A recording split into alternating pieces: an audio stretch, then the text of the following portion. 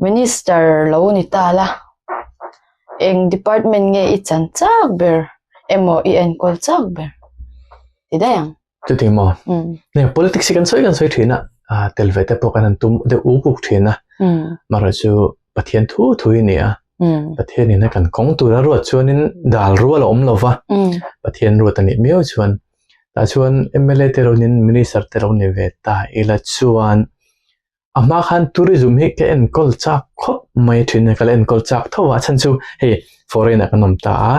miramin engting e tourism an kalpui engting nge engeng infrastructure te poninga program engeng event te poning chumo anne hi kan thriang he Singapore ang te pon thir taila etetanga Singapore ang naite te Malaysia po Johor Bahru JB te poninga Bali te ninga kating sanga anti dan hi thlir chuanin Mizoram anti ve the in kong tam tahi kan nei ta ne chu tilai chu ke ma chuanin kangai poi mo ni sina ka sakhan saski te po hi ngatinge ingeng investment na tangin kan mang lo ti kha kan sai achana chuanin khoi mo building thum thatnan te saknan te kan manga jail prison siam thatnan te kan mang tan kha khanin sumle pai return him in peme don lo te chiang sa si ni kan mo thong mo chuma ro chu kha ai khanin he ta investment zone kalpui taila omjene zokin tourist attraction site te poni sina kan soi cable car te po implement popela kan sumne ang khanin khata tang sumle pai ron revenue akha mi puite ipte poisa hi mi puite rel ru nammi alo tha nammi alo tura kan julak chu sak dani kan thiam ngai ta ni ngai tola Singapore an thiam je chu Sentosa te omta cable car te pon neya katiang lo zip line te pon thil sang nei hianin bat paradise te pon neya sahon te pon nei ta ni ke mani du thanna awanga khatinga kan vakal khan ani na ta chuan Singapore ram sarkar hian an mani mi pui vek te pon ania ke mani vek pon sumle bai kan chunglu char ti hi kan thra thiam lo wani tun assess ten la Mizoram sarkarin diesel tang te petrol tang ten itam tak chuan in truck poi kan timir na kan timir ta ni ma se opposition chu anaw la ron ni tlat ta ni khatiang khanin cable car implement taila zip line sei de thui de implement taila khami kan vakal du na awang khanin ke mani poisa ipte mi poisa kha Mizoram sarkar han ka pechar sar revenue kha Mizoram sarkar ha alalu char ta ni ma se na kha timi elo khatiang kha an implement thiam tlat lo tun din mon ZPM sarkar ho hian mo katang sia chu nei ta ni kha tourism ke en kol chak na chu nei ta ni antinal I re ek te po aizol tang nai te ni ta ni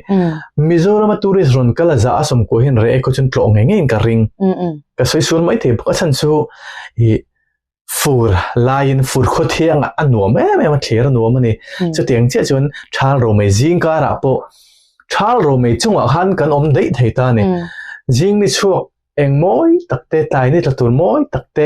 heta asakor hui tu tlang te poninga khatiang ate po khanin nikuma te po kan tourism minister pude te pon tai ni tlatur thlir program te han bo sai ta pujon ro tlong le tongam kan ho lo kanga tai ni tlatur thlir kha enge atul na ni de so tlai tin tlan ni lo mi ti ang te po khani ta ne ma chu khatianga program kha kan siam thiam kha poi mo tan event ta kha chung event ai mala poi mo chu infrastructure revenue kan generate na tu kan din kha poi mo ta ni skywalk te po ninga rope te po apam tool Congress ministry apam tool MNF ministry apo apam tool la pujon ro tlong le le pura ba ro moi te pon case nei lam nei mek ta ni khami chung chang kha August som pasari tun karliam ta ning ju thotan ni khanin an chai ta kar thar lom tuni som ni le pali a hianin an du kai khanin sonan di la bang an chai le don ta ni chung ting de po chu video te pon la sim tu rangai tai la ka soitho na chan chu tourism kha ka chang chak top ta ni ti chuan I rex so le ta thin re kon implement tu tam ta kom ta ni ATV kan tiang chi clean de pali ne nga han khalang chi te po hi implement thei ta ni khatiang lo chi mizo tena tolai lirte kan tiang chi mo etianga I Singapore pom kha enge ming an ti kho ke chun slide ka ti me slide ani chi lo wa ming an nei ni atianga tol jersan turang chi te po kha hangning te po ho re e ga te po khonin athalak da turangai khami chungchang slide kan te kha chu khatiang chungchang te po kha I re ga po hona din thei ta ni sial su ga te bo sa din thei ta ni ai zola tanga hlalawa hianin tourist attraction site hi kan mamo nge ni chu chuanin ai zola ron thlenga district dang hi chu kal pelo hi nom don khopui berawon mu to chan lung oi don khata tanga pen le lo ol samte kan kal thai to renin engeniang infrastructure din lui ro se chu poi mo ta ni chu tourism ka chan chang na chan khani ta ni ti chuan ka ngai tu ta tourism ai chan chak hi ka nei ta ni chu department pani soinga ya excise and narcotics le home hi ka chang chak ta ni achan chu akal ko pa ngai ta ka chan chak chana chu zu zorangai zu kan zor lo chuan kan ma son na hi ma chu kan son te mek mai maro chu kan thalai te le kan ai kum upazok ten zun in na sa ni zu thalo ni na wa kum no pangte abor hian tam lu tuk ta ni chu ti lai chu ke chu aveyom hi ka ti lu tuka ta chuan zu tha ha lo zur ta ila min an indu tholom Singapore te po kan anjur lom Singapore sarkarin tam tak tran chana khrai tak chu zu tha zor hian atam zo an in phachang lo kan in phachang lo ti kha an lat ta ta ti jong mo ka ti lai khamo I zona kha apoi mo la tu zu tha kan ti khanin ngatinge sen chi chon tin zo ti khane ta ni sen chi cho ko zu tha ni chu man to chi kha akan an lo mu dan tin zon ta ni zu man to cho zu tha ni lo zu a tha lo ve amai ro chu tun din muna Mizorama local product kan nei zu man tlom an lei thei chiat zia le rap thak zia hi chu I ain lo te hianin kan chelowa in te mela te hre thei ta ni an ta chun drugs luk hianin mi arun tak me to ni to ni hianin statistic en nei taila zu wanga thi le drugs wanga thi hi anin zat lo panin za thuk to in karing chu ten khop chung kan zu kha thalo ta ni ngatinge zu zorti wangin zu man to han in padon chong ti ngai to atla tilai kha congress ministry na sang ne som pathum dang sang ne som parian sarkar an zor wang kha anianga ti te pon no soitaila tuna ke mana ka soitur zo ka chuan kan zu zor tur kha mizo pa zu lom gan zo don asen chi depo chu om thawang chu claim in la standard depo ninga standard sang de rek te indoor depo ninga mo ta chuan mizo pa zu kan ti trin zu rak zu bu zu fang kan ti ang chi te balhla zu te po oma heta dragon fruit zu te po ro amang awen le bir te po sarkar hin siam phalna te po aron ti chuak chomek ta khata khanin tun aya zuman klom zo hi kan nei thela kong hi oma chumi pe lama jon ai thazo kan ni ra tak poi mo chun ta ni thalo ro po athazo kama zu zor shim chu athalo maro chu an in tho wang zu tha hlui lo ko poi mo ta ni zu tha ro po asam asen chi le Meghalaya asen chi ala dang len ti ta ni a in te hian Meghalaya ko le thale chong te pon ti ta khatiang ni wang khanin zu zor ro wa kha ni sin iron zo bel nang ne la ganin ikan in pachong no ti khanelo an in phang ngai tur kha om don tuna zu chia an leng thon tik te khat zan zo an leng ngam turang tho khanin ai tlom zok pone me the ai quality thazok kha kan jor don ta ni chu telai chung tinge excise le home kha chan kop ka ti ka chak na chan chu excise and narcotics department kha implement tu department ta ni apparent department tur khane ta ni ta chuan excise and narcotics department rang khan bill kan pulu tanga assembly an pasanga ta khanin anni kha chon ti jong khanin rules and regulation base khan ron kalpui don ta ni ain dikte pon kalpui thowanga ti chuan home zo khanin law and order haron king kho don ta ni ta chuan engtinge kan tengan ti chuan Israel ram soitel mizo te makkati do chumo zu soye piang henin Christian ram kan ni a hin ti zia ke ju khre thimlo chu pathian fa pa le lewan lal berkan sul de tlantura sing mi khovel aron channa Israel ram ahun zu zalen ngatinge heti zo hin kan ngai to lo pathian fa paina mi sing aron chanlai al akki nga na mewa Israel ram apo zuan zor chuanin ngatinge ke ni Wales ministry tena missionary ten anzon chu ram mi puite hianin kan lo in lak engeneng kan lo in lak original lutukna eruk tual tha ruk pong sual kiam chun lo na hian ka titlatani chu tilai chun Israel ram apo khatinga zun ro zor chuanin ngatinge Mizoram ahin kan ti ve mai lo hei chu state ina athune ina ni state lisania central sarkarin thune na min petlata chu ta chuan lo zuar ve taila Israel ram engtingin ngan kalpui lo soi taila zandar som pa ta tanga zingdar som pa chung zulean phal to lo ta ni ta chuan khami chung ringo ta po khanin public hmuna te zuin an phalo ta ni omjia chuanin abara te mo zuin mun tur big siam te le mani in luma te po in tur khane mai ta ni ti chuan Singapore lo soi ve chung pe lama chuanin khatiang dan bo chena om khanin thremna penalty sumle pai choi tir te po dan kha om vek ta ni kha dan ha kan bil tel don ta ni zuzor phalna chungchang han ti chuan Singapore lo soi ta la Singapore chuan zandar soma chan vetanga jing dar sari chung hi zu hi lei phalani me lo ta kumsom pore tanga noilam tang mai nortan khanin zandar som chan vetanga jing dar sari in kar chungin ani ta ni kumsom pore tling lo tang khana lei thei me lo bok ta ni chu de lai chuan Singapore chu Israel aina zelenta du na huna in thei ta Singapore hi chuanin public muna ne mo ne lo pon ne sira amaro chu hele chen ganom ta a Singaporean zu in na wang in tibuai in sual kumsom chung yom to kumsom pakhati om trem to kumsom don ka om to ta ne vai khan makalam mulo ta ne om je chu dan noya khanin min dan zomin zun in ta ne chu mi aya poi mozo ke mana ka ti chuan zu du huna lei thei om ruya boina sem achang kang lo te khan thatla dan ne chuan cumi pela macam anju zor na muni ane jon baran zor kerlo. NTUC anjura, Sengsong anjura, Indian shop anjur, dor zong anjur dia akan soal lo turan tane.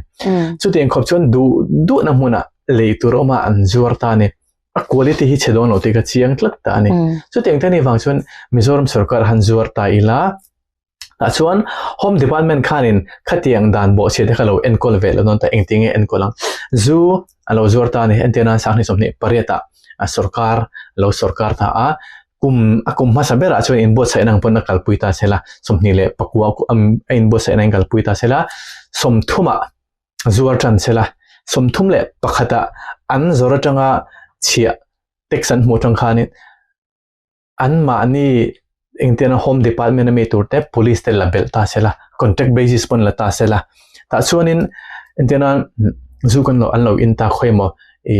Foglena an veng te kena lo mang tai an lo yung tipoi ta khanin complain va thelu ta rong kal zung thei tur khanin zu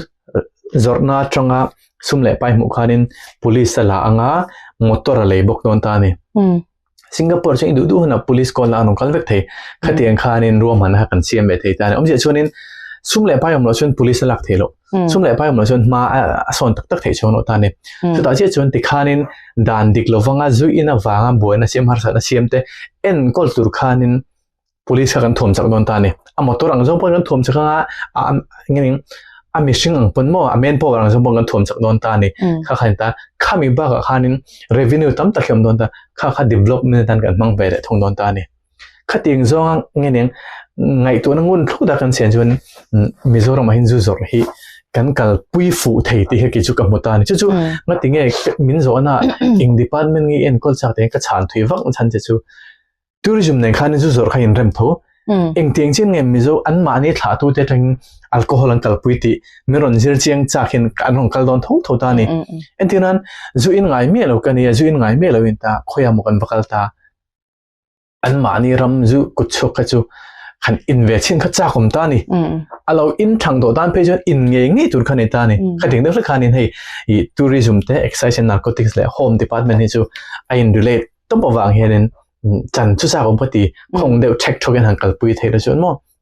lam tui thei em le dang ai nge soi bel cha wa nan soi lo soi bel lo te pa ni khat lek zu that na that lo na te po ni je a chalawa I soyang kan ma se dan hi dikta kan keng ko thei do ni chon zor zalen taka lukhiom lo chonin engangin poisa nei ma se fixed time zana mo chumi dar za thleng ba ka lei thei lo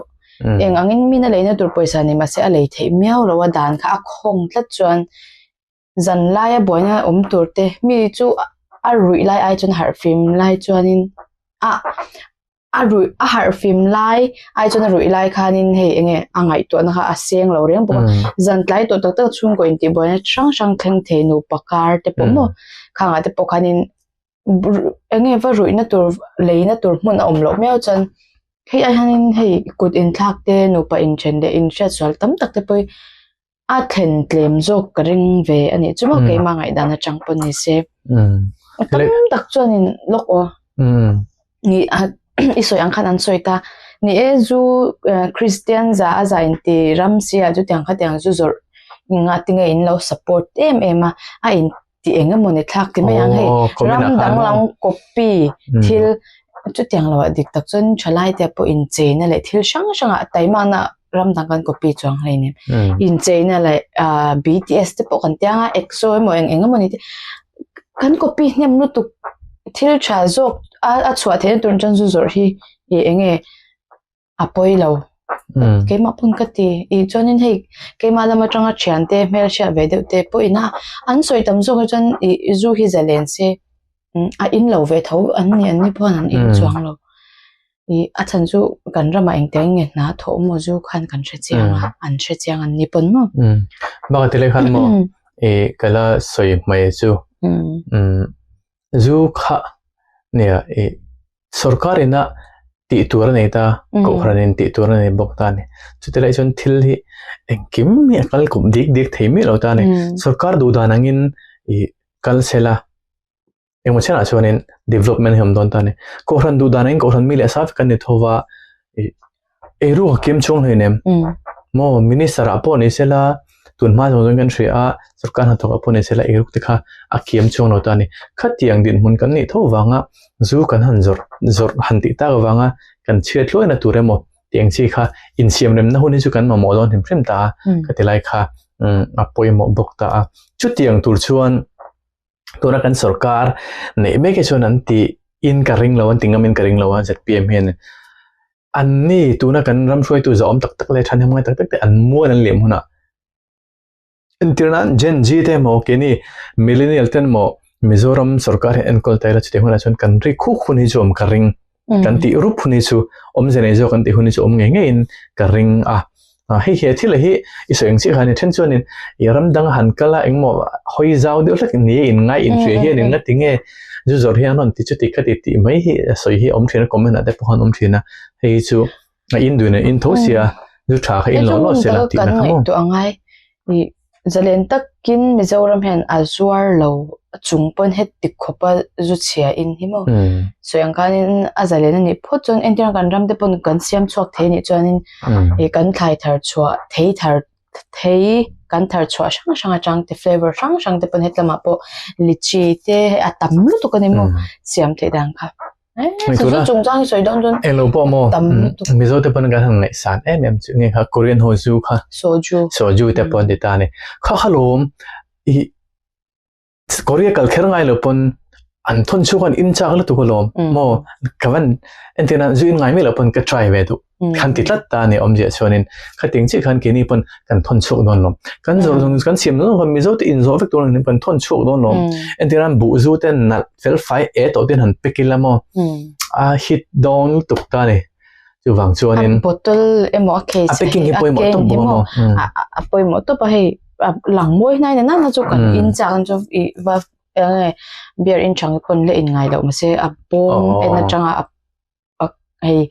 in cha om moi kha om ve chu mo don thele khanin pakhat ka sei mai lo mai thieng mai lo chu zu kha azaren chuan min ale khol tu don sin ti de pom thei ta ni khatilai ta khanin entinan zu in mi ka lo ni ta tlai ke in tur ka ruina tok thur kha kali mai don ta ni alo stock do ni chun kha chu sum le pai ne ti do ni chun kha chu thuran ni ta sela an zor hun chung bi a khanin thian ho de pon an lo in do ta ai kan in to kang hei kan in chun kan pathum ju kan rui tong ti khan min an lei ve thin ta ni kan nei zong zong ka valeng tu man ti don achan chu ne Mizoram ma chuan I hausa tak azalen chuan du dan dan an leng ti khang ina kom ve ta mo chu tiang khan ni top thei lo be eng ti lai pon nge sum kan ko nei reng hlom le nem chu tiang khop va stock tur khan mo